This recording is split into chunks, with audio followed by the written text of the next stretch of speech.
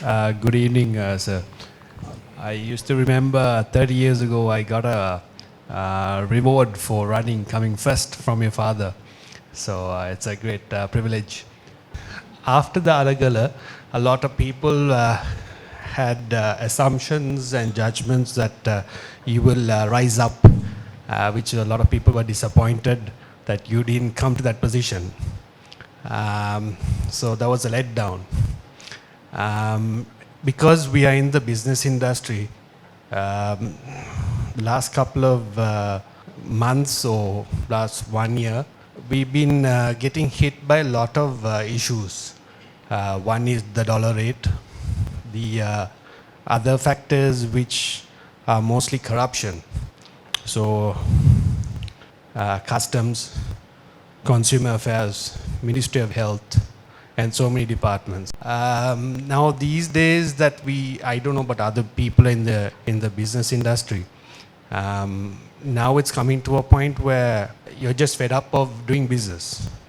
You just want to just give everything up, just sell the whole thing, put on a fixed deposit, and just no pressure, no tension, and go overseas for a holiday and come back. What are your thoughts on this in the future when it comes to corruption and all that? Thank you. Sir, please hold on to your mic. I hope you don't mind me having this discussion in a rhetorical manner. Yeah. You mentioned that you expected me to stand up after the Aragale and to rise up, and that I let everybody down. What do you mean exactly? We expected you to come to that position where you can lead the country, sir. I don't know what are the internal politics or what are the mandates. So, and we all had an idea that you will actually come to that position as a president, which Honorable Ranil Wickremesinghe is doing right now. Okay, so if I was sworn in as the premier and then the president, for me to conduct policies, I'm sure you know very well, I would need a parliamentary majority, correct? Correct. What's the composition of parliament right now? Do you agree with me that they are Pohottu dominated? Correct. SLPP dominated? And Correct. the last part of your question was, what are you going to do about corruption? Correct. Do you think if I was president, backed by a bunch of rogues, that I'll be able to catch thieves? The majority of people are going through this, sir. No, 1 second please. I'm trying to take you and everybody here through a very rational thinking process. So you are telling me I didn't rise up. I was not sworn in front of Gotabaya Rajapaksa. I didn't take out the mantle. Why didn't I do that? Because I knew very well that, okay, going to temple trees and president's house is the easy part. But I would be at the beck and call of robbers, of thieves who bankrupted the country. I mean, I think Sri Lankan people should understand this. You want me to become the president, but also make sure that my parliamentary majority consists of those who have looted the country through corruption. Can you see right now the to's and fro's that are happening between Honorable Wickremesinghe and the Pohottu members? Namal has become a crybaby, saying, oh, the president is not listening to what we are saying on certain appointments.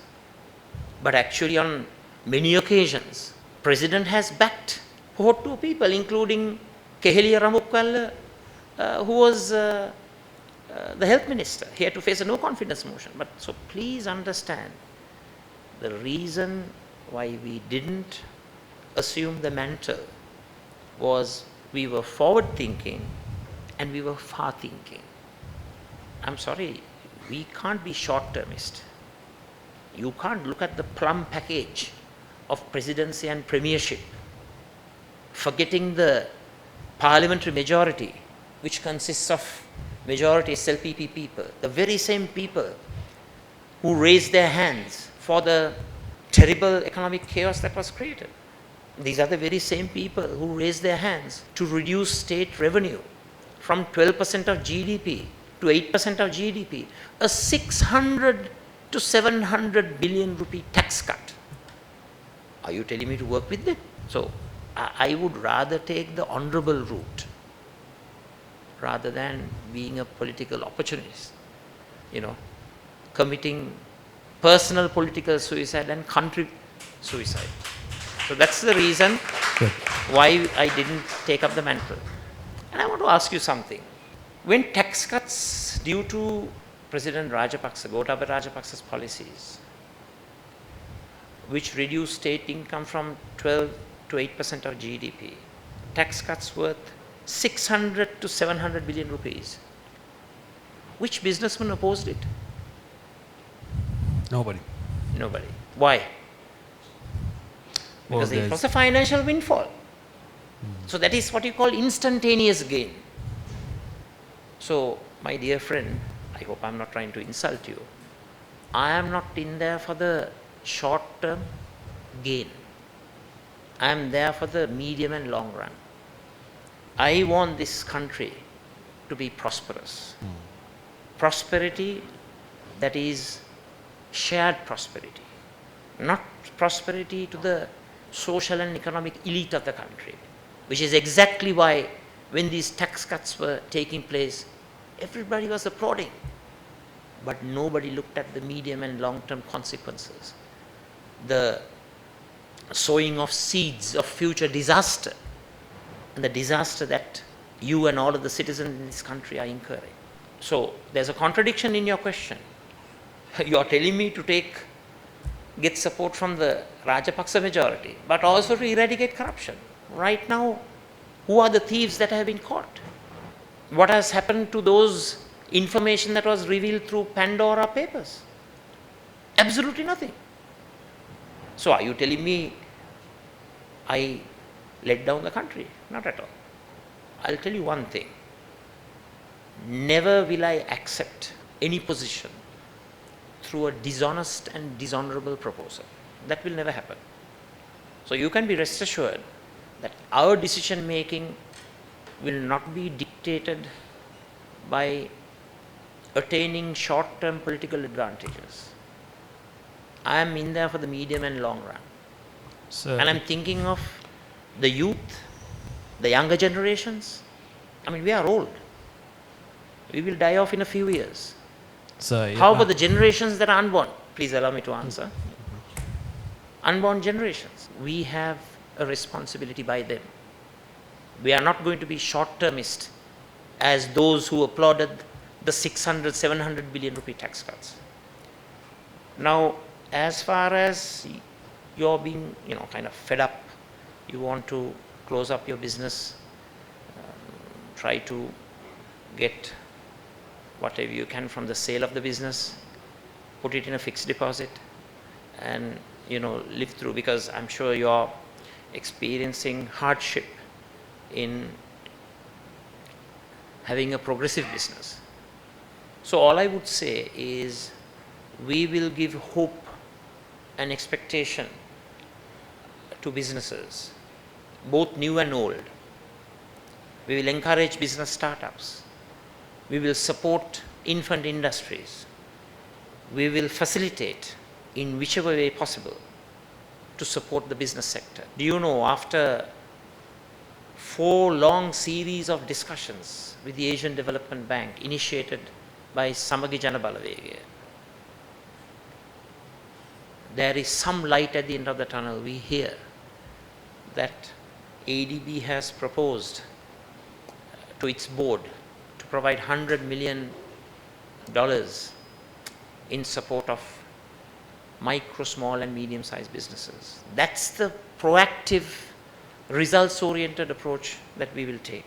So in business, it's very important that you ensure that the ease of doing business indices are at a high level. So, I can explain it, but it will take a long time. We will make sure that we will create an environment that is propitious, an environment that is enabling for businesses to sustain and grow. Thank you, sir. If you want to come back, please do. No, sir. I just, I don't know if it's this is being rude or not, but No, no, not at all. isn't your opposition, that means your party, isn't it a minority, sir, with a lot of a majority where a lot of people are in together? So your, for example, Sorry, I didn't get that. your party, Yeah. say you're like 1 out of 10. How are you going to correct the whole system, sir? So you just mentioned that the whole parliament, and you couldn't take on to that position. No, so I'll give you an example. President Wickramasinghe, when he came forward for the elections, 134 primarily Pohottu members voted for him. And if I remember correct, taking out the crossovers, this government, when at the general election of 2020 August, I'm not sure of the exact number, virtually reached 150. 150 is the two-thirds, no, a bit less than 150 out of 225. So that's the present composition of parliament. So if you're asking about the next composition of parliament, you all are the people who's going to decide that, not me, not an individual. The voters will decide. By the way, cross-questioning, asking questions is not a demeaning thing. These are the types of healthy conversations and interactions voters and the voted, the electors and the elected should have. And I'm willing to face up to any question or challenge. I will not shy away because I don't have any baggage. Thank you, sir. Thank you.